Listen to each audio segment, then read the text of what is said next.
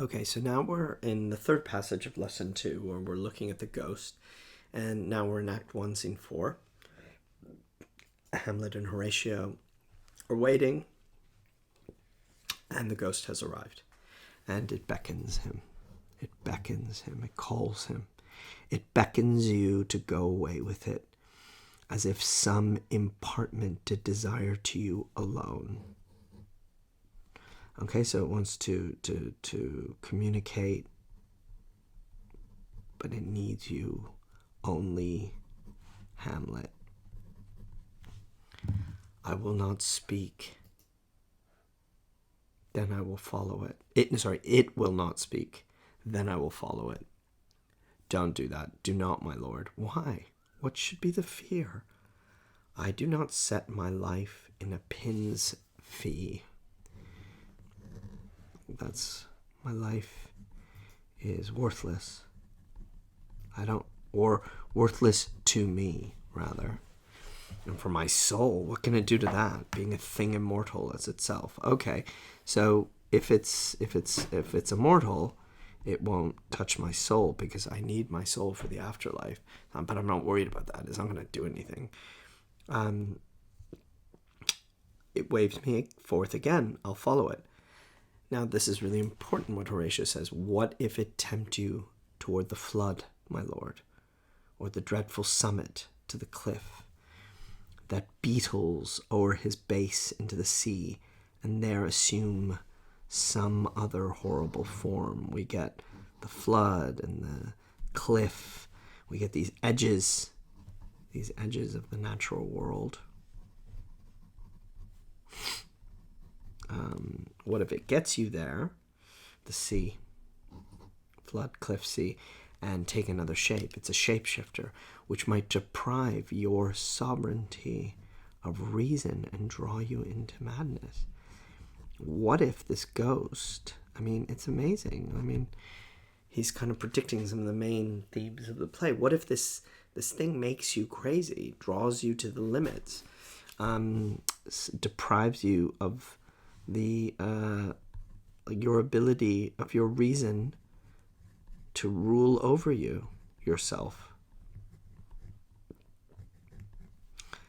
which equals madness. Think of it. The very place puts toys of desperation without, what an amazing childish games. You're reaching a point of desire and need that's bordering on something deeply problematic, without more motive, into every brain that looks so many fathoms into the sea and hears it roar beneath.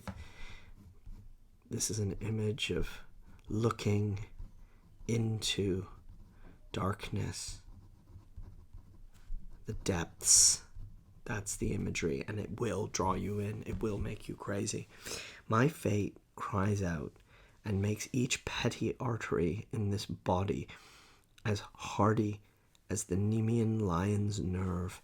Still am I called. Unhand me, gentlemen. By heaven, I'll make a ghost of him that lets me. He pulls his sword. He once again makes a joke. You don't want me to be with this ghost, I'll make you a ghost. Go on, I'll follow thee. And Hamlet ignores this advice. This ghost isn't a good thing. Horatio warns us. You can't follow it, and he doesn't care. He has to. In the next passage 4 from Act 1, Scene 5, now it's the ghost and Hamlet alone. Again, as with all these, I've stripped it back. My hour is almost come, when I to sulphurous and tormenting flames must render up myself. This, we cannot avoid that this is the imagery of purgatory, which is a Catholic belief. And England,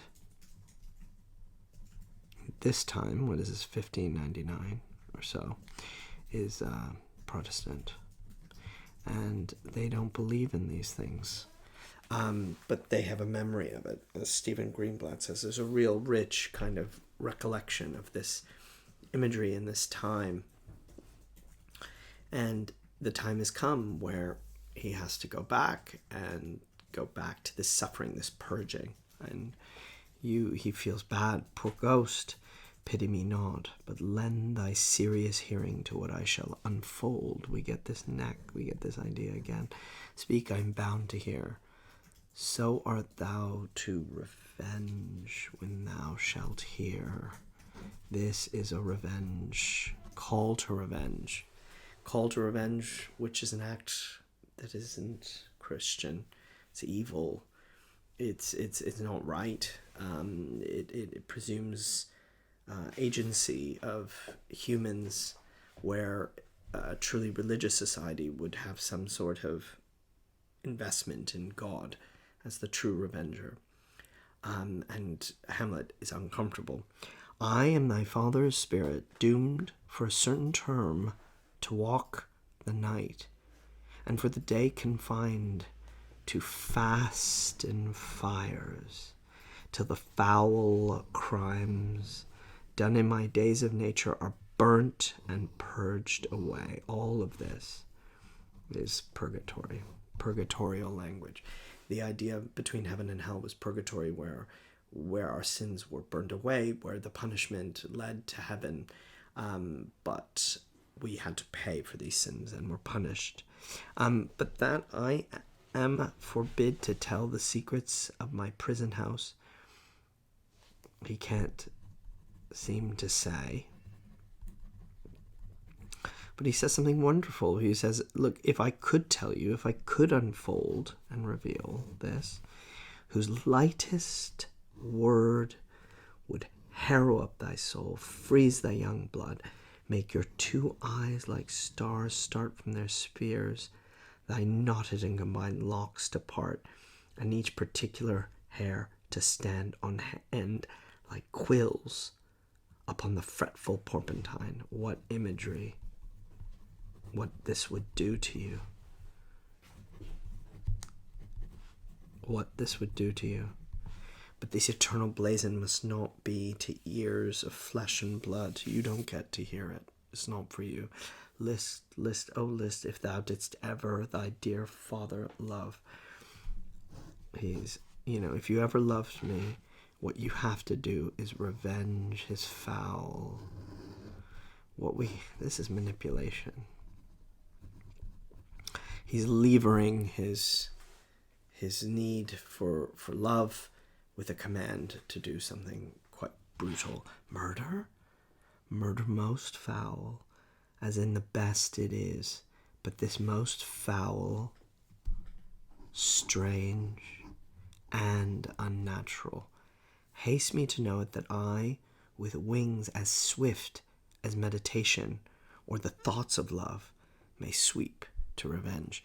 I want to know quickly. He wants knowledge. He wants to do it quickly.